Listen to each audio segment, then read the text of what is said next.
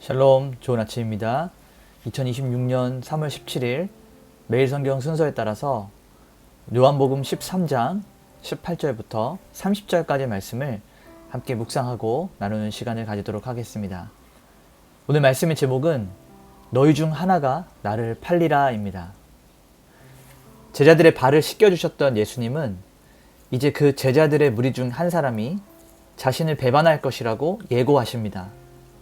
예수님께서는 시편에 있는 말씀을 인용하시면서 이러한 제자들의 배반조차도 하나님의 주권과 계획 안에 있었음을 밝히고 계십니다. 그런데 제자들은 예수님의 이런 말씀에 당황하면서 서로를 의심하게 되죠.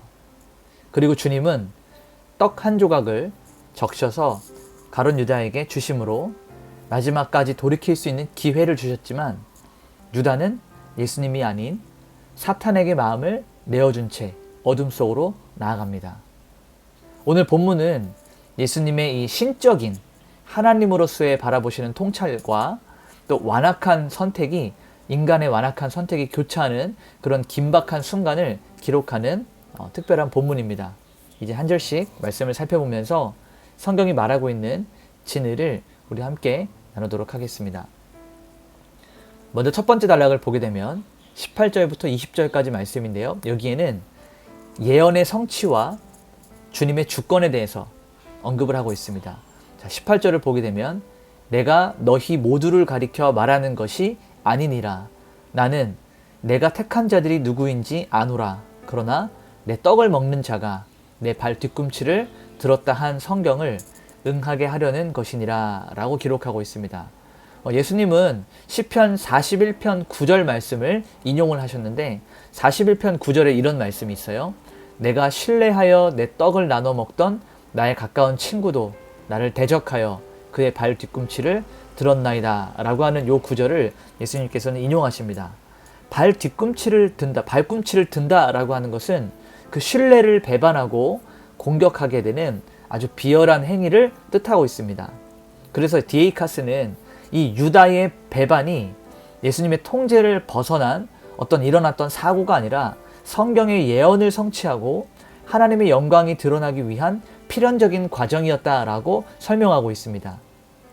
자, 19절을 우리가 보게 되면 지금부터 일이 일어나기 전에 미리 너희에게 일러둠은 일이 일어날 때에 내가 그인 줄 너희가 믿게 하려 함이로라. 예수님의 마음이 담겨 있는 것이죠. 예수님께서 제자의 배반을 미리 알려주셨던 이유가 무엇이냐. 훗날 제자들이 이 사건에 대해서 실제로 마주하게 되었을 때 예수님께서는 내가 그인 줄 스스로 계신 분이시고 생명의 빛이시고 생명의 떡이시고 하나님의 아들이시자 하나님의 본체이신 그 예수님이 누구이신 줄 깨닫게 하기 위한 그런 목적을 가지고 미리 이 사건을 예언하시고 알려주신 것입니다. 자, 두 번째 단락을 보게 되면 21절부터 25절까지 말씀인데요. 여기에는 오늘 말씀의 제목처럼 너희 중 하나가 나를 팔리라 라고 하는 이 내용이 담겨 있습니다. 자, 21절을 보게 되면 예수께서 이 말씀을 하시고 심령이 괴로워 증언하여 이르시되 내가 진실로 진실로 너희에게 이르노니 너희 중 하나가 나를 팔리라 하시니. 자, 여기서 예수님께서 괴롭다라고 하셨던 그 표현이 나사로의 무덤 앞에서 이 인간의 죄로 인하여서 죽을 수밖에 없는 그 현실을 보시고 비통한 마음을 가지며 우셨던 그 괴로움과 같은 단어입니다. 그래서 박윤선 목사님은 이 예수님의 제자가 배반이라고 하는 스승을 넘기는 것뿐만 아니라 예수 그리스도를 죽음에 넘기게 되는 이런 악한 행위가 이 거룩한 분노와 함께 교차하는 심정을 드러내었다라고 하는 거예요. 하나님의 일을 위해서는 반드시 예수님께서는 그 길을 가셔야 되지만 또 한편으로는 그 인간의 완악하고 악한 모습에 가슴 아파하시고 또 거룩한 분노를 가지시는 이 심정들이 예수님의 괴로함으로 드러나고 있다라고 하는 것입니다. 자, 23절부터 25절을 보게 되면 예수의 제자 중 하나 곧 그가 사랑하시는 자가 예수의 품에 의지하여 누웠는지라. 여기는 요한이죠. 그가 예수의 가슴에 그대로 의지하여 말하되 주여 누구니까? 라고 예수님을 팔 자가 누군지 궁금한 이 호기심에 가득해서 예수님께 질문을 합니다. 이 요한은 주님과 아주 친밀한 이 사귐을 보여주면서 이 배반자였던 유다와는 전혀 다른 모습을 가진 이 대조적인 모습을 보여줍니다.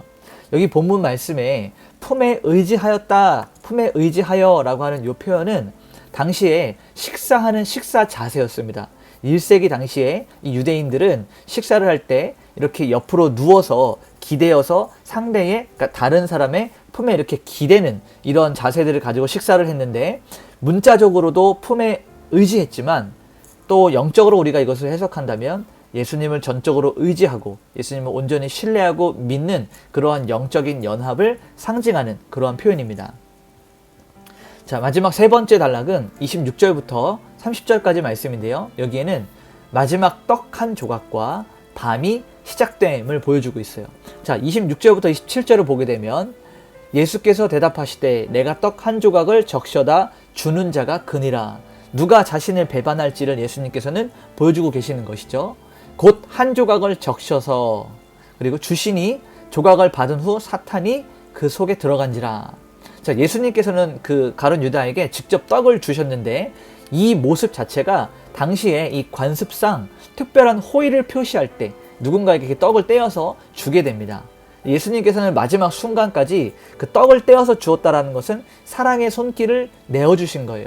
그런데 가룟 유다가 이를 거부하고 자신의 탐욕, 예수님을 넘겨서 얻게 될 이익들, 이러한 탐욕들을 선택했을 때 사단이 그의 마음을 완전히 장악하게 되는, 사단의 도구로 전락해버리는 안타까운 일들을 우리는 보게 됩니다.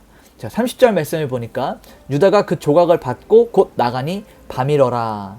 자, 이 밤이러라 라고 하는 이 표현, 실제적으로 문자적으로 밤이 되었어요. 아주 어두운 깜깜한 밤이 되었습니다. 근데 이것은 단순히 시간적으로 밤이 되었다, 시간적 배경을 말하는 것이 아니고 신학적인 선언입니다. 우리가 지금까지 요한복음을 계속해서 함께 묵상하며 나눌 때 예수님은 생명의 빛이었고 낮에 일하신다라고 하셨어요. 밤이 오면 활동할 수 없으니 라고 이렇게 표현하셨던 것이 바로 이 마지막 때를 바라보시며 예수님께서 이 다 신학적으로 앞으로 주님이 십자가에 달려 돌아가시게 되고 죽게 되시면 이제 제자들이 남겨져서 행해야 되는 이런 부분들을 종합적으로 표현하는 그런 선언입니다. 그래서 에드워드 클링크는 빛이신 예수님을 떠나 스스로 어둠과 심판의 영역으로 들어간 유다의 영적 상태다라고 설명을 함께 하고 있습니다.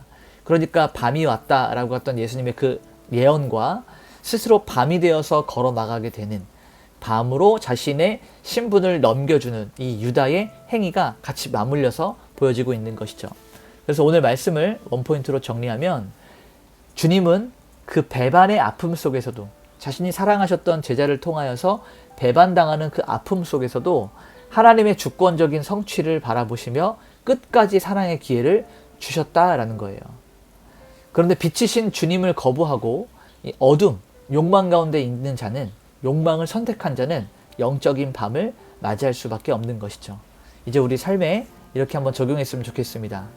가룟 유다처럼 예수님의 식탁에 함께 앉아 있으면서도 마음이 딴 데 있는, 세상의 욕망을 향하고 세상의 탐욕을 향하여서 우리 마음이 가 있진 않은지 한번 점검해 봐야 될 것 같습니다.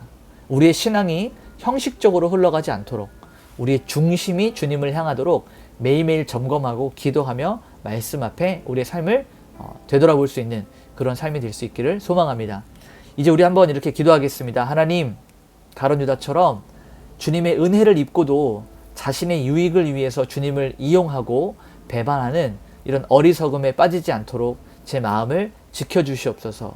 세상의 유혹과 어둠의 권세들이 나를 흔들 때 끝까지 품으시고 안으시는 주님을 의지하게 하여 주시옵소서. 우리 이런 마음으로 같이 기도하면서 오늘 하루를 하나님께 온전히 올려드리도록 하겠습니다. 기도하시겠습니다.